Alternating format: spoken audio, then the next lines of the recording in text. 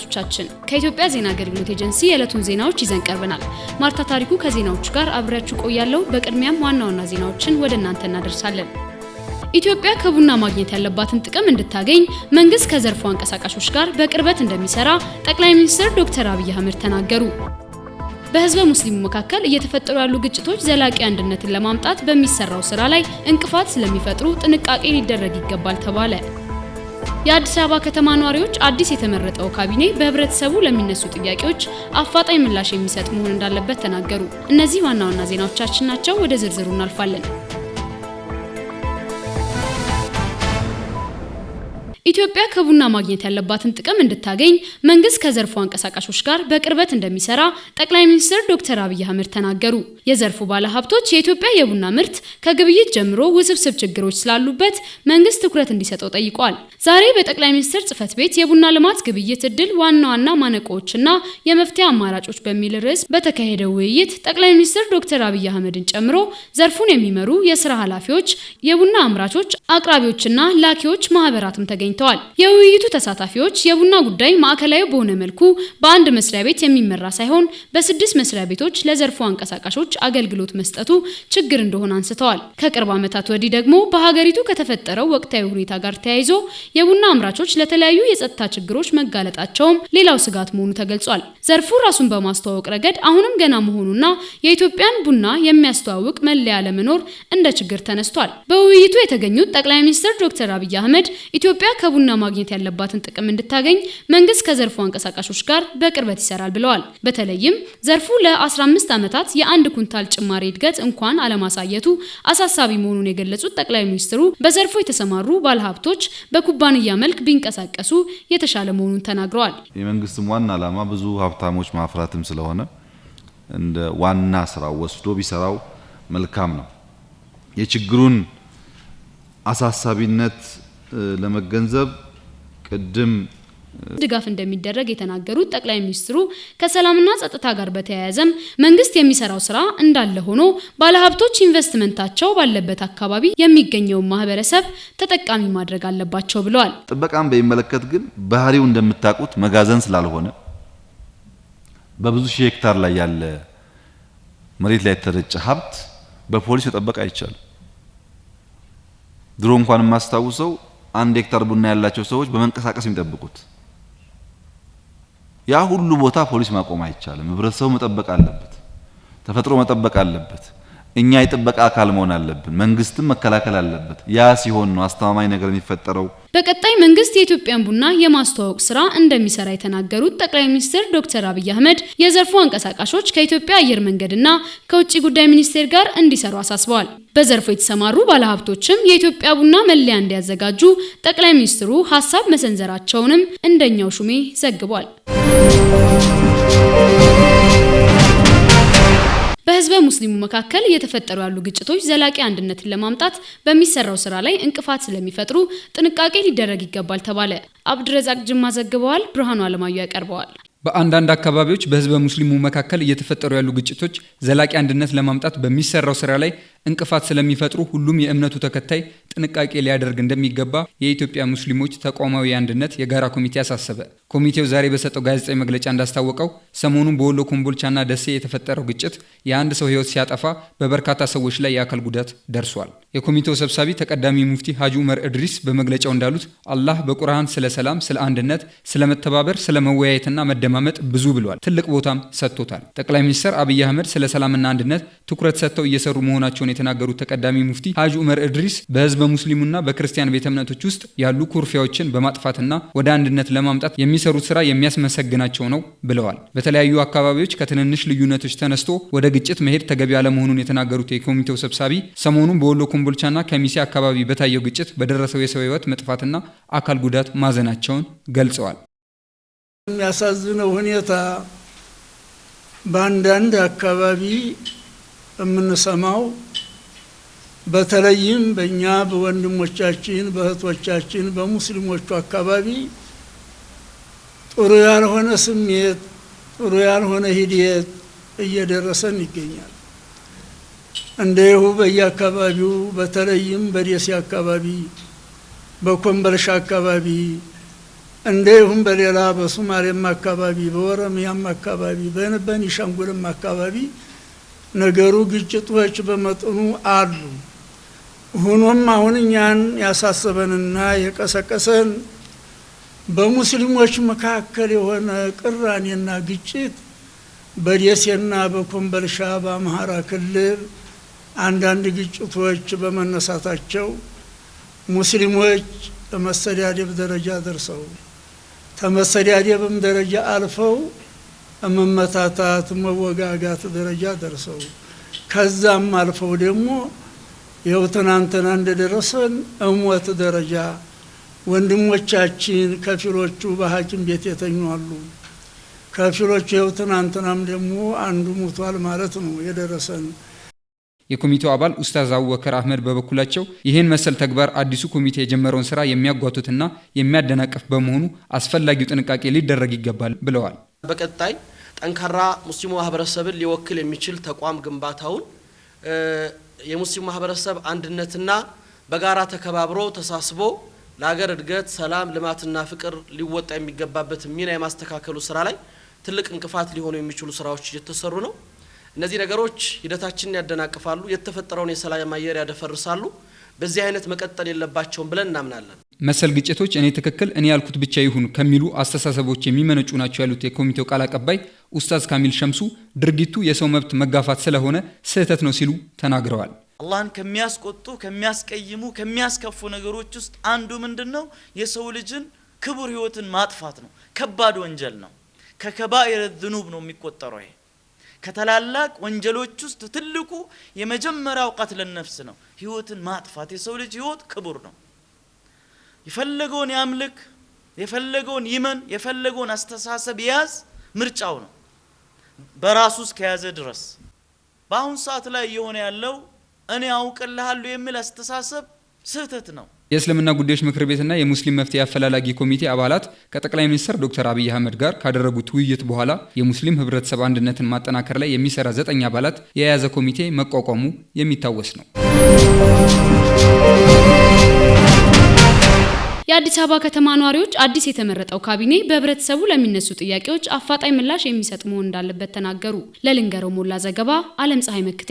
አዲስ የተመረጠው የአዲስ አበባ ከተማ አስተዳደር ካቢኔ በህብረተሰቡ ለሚነሱ የማህበራዊ ፖለቲካዊና ኢኮኖሚያዊ ጥያቄዎች አፋጣኝ ምላሽ የሚሰጥ መሆን እንዳለበት የኢትዮጵያ ዜና አገልግሎት ያነጋገራቸው የከተማዋ ነዋሪዎች ጠይቀዋል። በከተማዋ የሚታዩ የመልካም አስተዳደር፣ የአገልግሎት አሰጣጥ፣ የመሰረተ ልማት፣ የመኖሪያ ቤት እጥረትና የስራ አጥነት ችግሮች መፍትሄ አላገኙም ያሉት ነዋሪዎቹ ካቢኔው እነዚህን ችግሮች ለመፍታት ትኩረት ሰጥቶ ሊሰራ ይገባል ብለዋል። በከተማ አስተዳደሩ የተደረገው አዲስ የካቢኔ ሹመት በኢትዮጵያ ለተጀመረው የለውጥ እንቅስቃሴ አንዱ ማሳያ ተደርጎ እንደሚወሰድም ነዋሪዎቹ ተናግረዋል።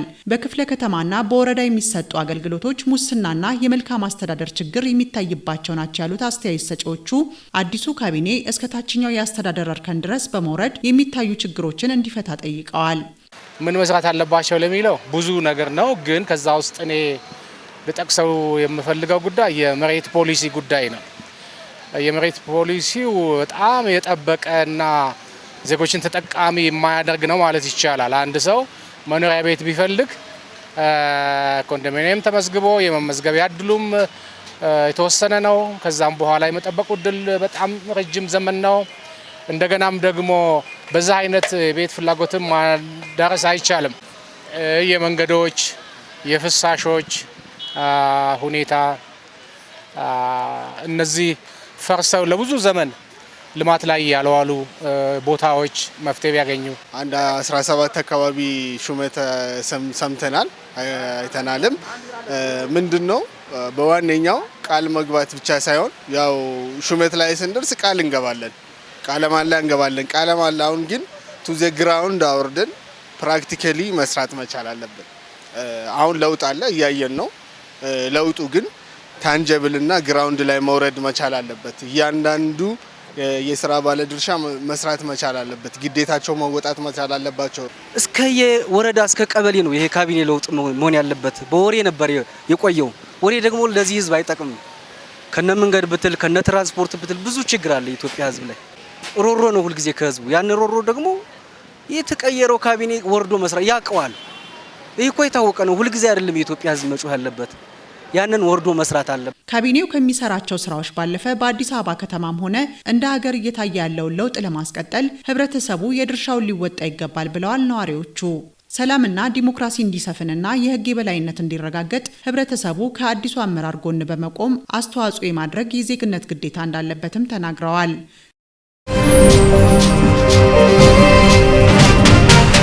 በአማራ ክልል የተከናወኑ የግብርና ልማትና የተፈጥሮ ሀብት ጥበቃ ስራዎች የዘርፉ ምሁራን ያሳተፉ አለመሆናቸው ተገለጸ። እምቅ የተፈጥሮ ጸጋ ወደ ዘመናዊ ግብርና ልማት ለማሸጋገር የምሁራን ተሳትፎ መተኪያ የለውም በሚል መሪ ሀሳብ በባህር ዳር ከተማ ውይይት እየተካሄደ ነው። መለሰ ይነሱ ያጠናቀረውን ዘገባ ይስሐቅ ቀለመወርቅ ያቀርበዋል።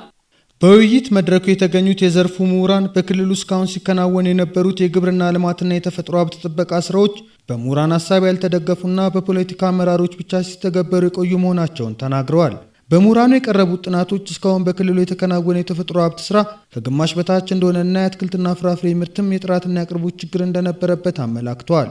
በክልሉ በተሰሩ የተፈጥሮ ሀብት ጥበቃ ስራዎች ዙሪያ ጥናት ያቀረቡት የአዲስ አበባ ዩኒቨርሲቲ የውሃና መሬት ማዕከል ዳይሬክተር ጀነራል ዶክተር ጌቱ ዘለቀ በዘርፉ የተከናወነው ስራ ከግማሽ በመቶ በታች መሆኑን ጠቅሰው ለዚህም ዋናው ምክንያት ስራው በባለሙያዎች ባለመመራቱ ነው ብለዋል።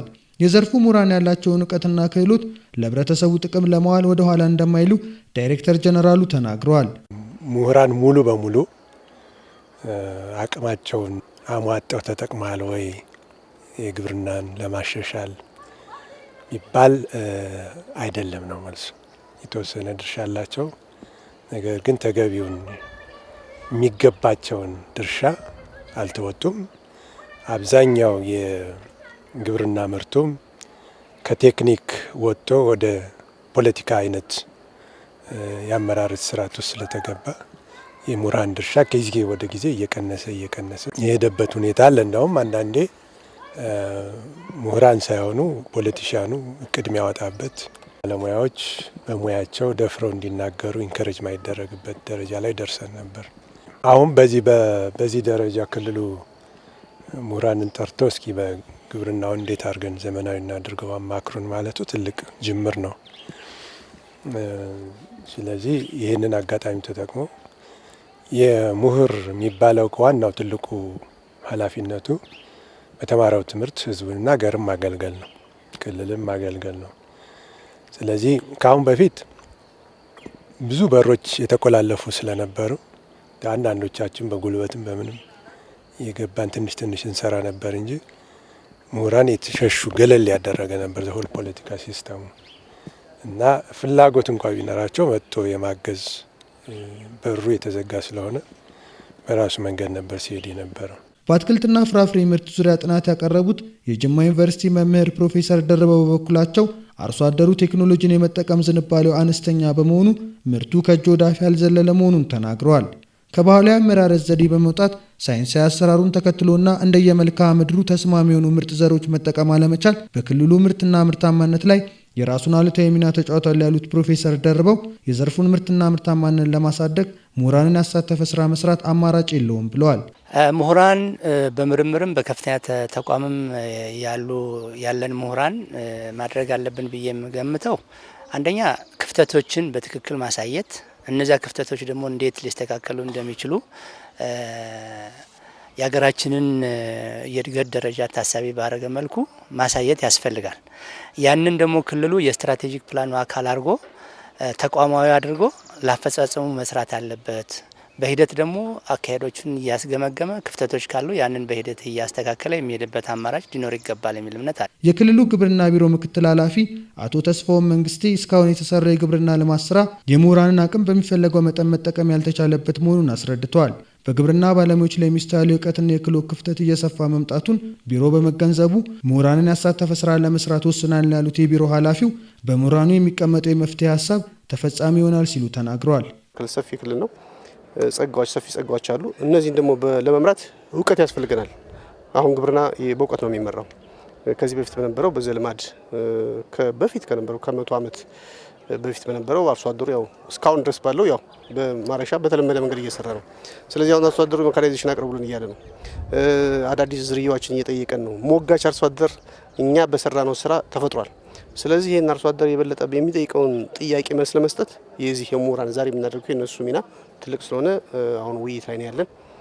በእርግጠኝነት ብዙ ግባቶችን ከነሱ እናገኛለን። ምክንያቱም እዚህ ያሉ ተመራማሪዎች በዚህ በግብርና ስራው በምርምር ዘርፉ በተለይ በዩኒቨርሲቲዎች ትልቅ እውቀት ያላቸው ሰዎች ናቸው እዚህ የተሰበሰቡ። ስለዚህ ከነሱ ብዙ እውቀት እናገኛለን ብለን እናስባለን።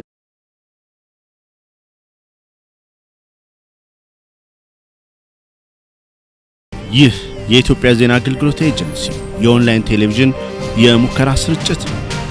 ለዘመናት በሕክምና ጠበብቶች የማይድን የተባለው ለቀናት የሚቆይ ራስ ምታት ወይም ማይግሬን መፍትሄ እንደተገኘለት ጥናቶች አመለከቱ። በተለያዩ ጊዜያት ብዙ ሰዎች ለቀናት በሚቆይ ራስ ምታት ወይም ማይግሬን እንሰቃያለን ሲሉ መስማት የተለመደ ነው። በዓለማችንም ሆነ በሀገራችን ኢትዮጵያ ጥቂት የማይባሉ ሰዎች በህመሙ እንደሚሰቃዩ መረጃዎች ያሳያሉ። ማይግሬን ከፍተኛና በተደጋጋሚ የሚከሰት ራስ ምታት መገለጫው ሲሆን ከጭንቅላት እንቅስቃሴ ጋር ተያይዞ እንደሚባባስ የዘርፉ ባለሙያዎች ያስረዳሉ። ህመሙ የሚከሰተው አእምሯችን ውስጥ ከሚገኙ የተለያዩ የደም ስሮች መካከል በመጠን ከፍ ብለው የሚገኙት የደም ስሮች ሲያብጡና ሲሰፉ ሲሆን ህመሙ ከ2 እስከ 4 ቀናት ሊቆይ የሚችል ነው። ሴቶችን በይበልጥ እንደሚያጠቃ የሚነገርለት ማይግሬን በጭንቅላት ግማሽ ክፍል የሚኖር ህመም የተለመደ መገለጫው ሲሆን ከግራ ወደ ቀኝ እያለ የተለያየ የጭንቅላት ክፍልን ሊያጠቃ ይችላል። የዓለም የጤና ድርጅት መረጃ እንደ አውሮፓውያኑ አቆጣጠር ከ1990 እስከ 2016 ከ195 ሀገራት በሰበሰበው መረጃ መሰረት ማይግሬን ሰዎችን ለአካል ጉዳት ከሚዳርጉ በሽታዎች መካከል በሁለተኛነት ደረጃ መመደቡን አስታውቋል። ከድርጅቱ የተገኘው መረጃ አክሎ እንደሚያስረዳው ማይግሬን በዓለም አደገኛ ከሚባሉት በሽታዎች የሶስተኛነት ደረጃን ይዟል። ቢቢሲ ከሰሞኑ እንዳስነበበው በቅርቡ የወጣ አንድ ጥናት ለዚህ በሽታ መላ የሚሆን መፍትሄ ይዞ መጥቷል። ጥናቱ እንደሚያስረዳው አዲሱ ግኝት ከዚህ ቀደም ሰዎች በማይግሬን ህመም ሲሰቃዩ በማስታገሻነት ብቻ ያገኙት የነበረውን መፍትሄ ምናልባትም ህመሙ መልሶ እንዳይከሰት የሚያደርግ መድኃኒት ሊሆን ይችላል እየተባለ ነው። ተመልካቾቻችን ለዕለቱ የመራረጥንላችሁ ዘገባዎች እነዚህን ይመስላሉ። መልካም ጊዜ ተመኘን።